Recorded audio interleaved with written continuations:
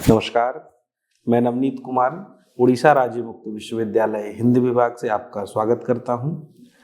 आज के व्याख्यान का विषय है काव्य गुण। जिस प्रकार मनुष्य में शूरवीरता, सच्चरित्रता, उदारता, करुणा, परोपकार आदि मानवीय गुण होते हैं, उसी प्रकार से काव्य में भी प्रसाद, ओज और माधुर्य गुण होते हैं। जैसे चारित्रिक गुणों के कारण मनुष्य की शोभा बनती है, उसी तरह से काव्य में गुणों के कारण सद्गुणों का संचार होने से उसमें आत्म तत्व या रस में दिव्य जैसी चमक उत्पन्न होती है। काव्य के सौंदर्य को बढ़ाने वाले उत्सर्जक या उत्कर्षक तत्वों को काव्य गुण कहा जाता है और रस को उत्कर्ष करने वाले तत्वों को भी काव्य गुण कहते हैं। काव्य शास्त्र के आचार्य वामन ने काव्य गुण को स्पष्ट करते हुए लिखा अपने ग्रंथ काव्य अलंकार सूत्र वृत्ति में, काव्य शोभाया कर्तारो धर्मा गुणा, यानी शब्द और अर्थ के शोभा कारक धर्म अर्थात तत्व को गुण कहा गया। वामन के अनुसार गुण काव्य के नित्य धर्म हैं। इनकी अनुपस्थिति में काव्य का अस्तित्व असंभव है।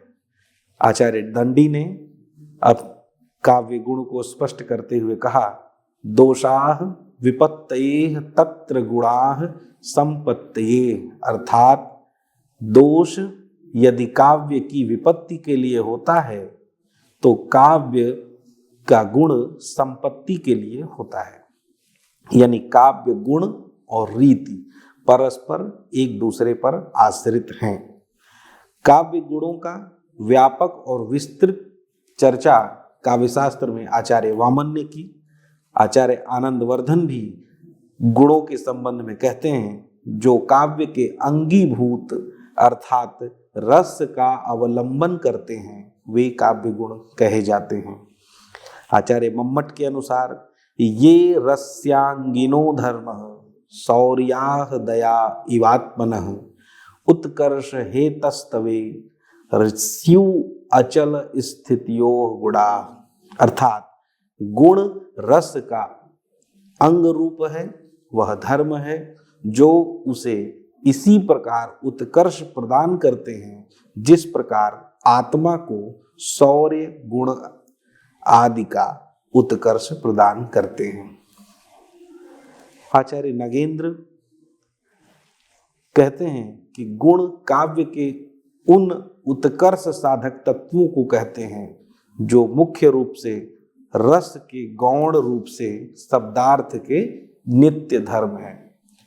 अब हम काव्य गुणों के भेदों की संख्या के बारे में आपको एक सूचना देंगे कि अग्नि पुराण में काव्य गुणों को 18 भेद बताए हैं, भरत मुनि ने 10 भेद बताए हैं, आचार्य भामा ने भी 10 भेद बताए हैं, आचार्य दंडी ने भी 10 भेद बताए हैं, आचार्य वामन 20 भेद मानते हैं, जबकि आचार्य भोजराज 48 काव्य गुणों की संख्या मानते हैं। इनमें 72 उपभेद भी शामिल हैं। इसके अलावा साथ ही आचार्य आनंदवर्धन, मम्मट, विश्वनाथ और जगन्नाथ भी काव्य गुण के 3 भेद माने हैं। आचार्य देव काव्य गुण के 12 भेद मानते हैं। सबसे पहले अग्नि पुराण में काव्य गुणों की संख्या 18 मानी गई। गुण के भेद और अनेक प्रभेद का निरूपण सर्वप्रथम आचार्य भरत मुनि ने प्रथम शताब्दी में किया और अपने ग्रंथ नाट्यशास्त्र में इसका उल्लेख किया।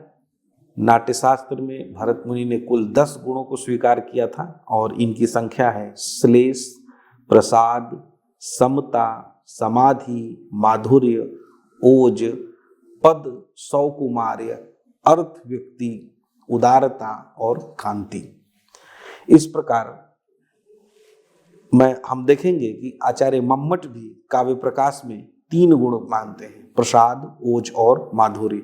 कुल मिलाकर सभी आचार्यों के मतांतर की बात करते हुए और स्पष्ट रूप से मतलब जो सर्वमान्य गुणों की संख्या निर्धारित की गई वह 3 ही है, प्रसाद, ओज और माधुर्य। तो प्रसाद गुण कौन सा है? प्रसाद गुण का शाब्दिक अर्थ है स्पष्टता, स्वच्छता और निर्मलता।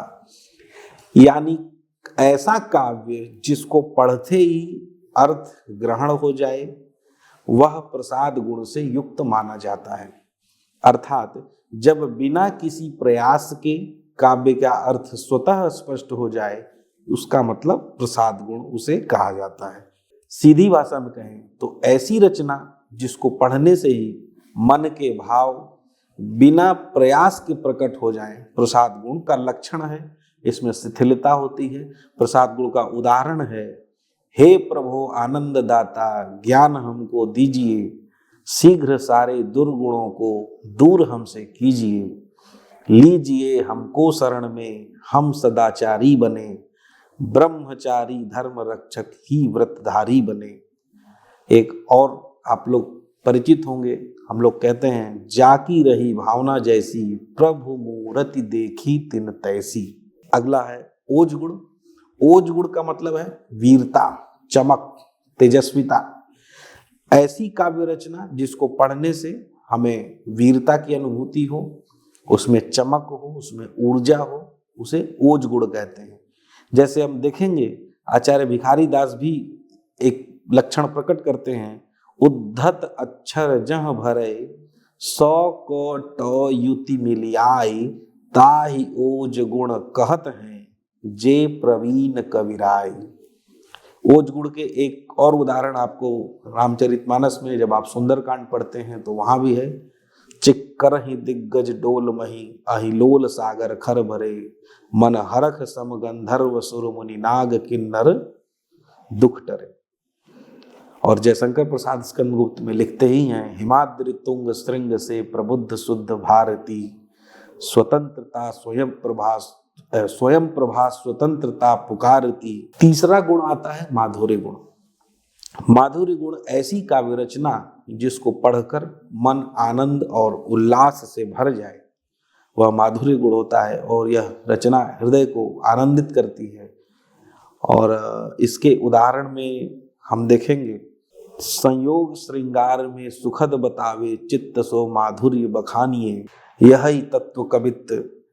काव्यश्रेयी ने माधुर्य गुण को अपने भरत मुनि ने अर्थ श्रुति मधुरता कहा, दंडी ने इसको रसमय बताया, मम्मट ने इसको आह्लादक बताया और वामन ने इसको उक्ति वैचित्र बताया। और इसके उदाहरण आप देखेंगे कि अमिय हलाहल मद भरे, श्वेत श्याम रत्नार, और जियत मरत झुकी झुकी परत, जे चितवत एक बार। एक अन्य उदाहरण आप लोग परिचित होंगे, बतरस लालच लाल की, मुरली धरी लुकाए, सौह करे भौहन धसय, देह कहीं नट जाए। निष्कर्ष रूप में काव्य की शोभा बढ़ाने वाले तत्वों को गुण कहते हैं। आनंदवर्धन कहते हैं जो काव्य के अंगीभूत अर्थात रस का अवलंबन करते हैं वे काव्य गुण कहे जाते हैं। काव्य गुण के 3 भेद बताए गए, माधुर्य गुण, ओज गुण और प्रसाद गुण। और काव्य में ऐसी काव्य रचना जिसको पढ़कर मन आनंद एवं उल्लास से भर जाए, वह माधुर्य गुण कहा जाता है। मैं अपनी बात इसी बिंदु पर समाप्त करता हूँ। अगली कक्षा में एक नए विषय के साथ हम आपके पास उपस्थित होंगे। तब तक के लिए नमस्कार।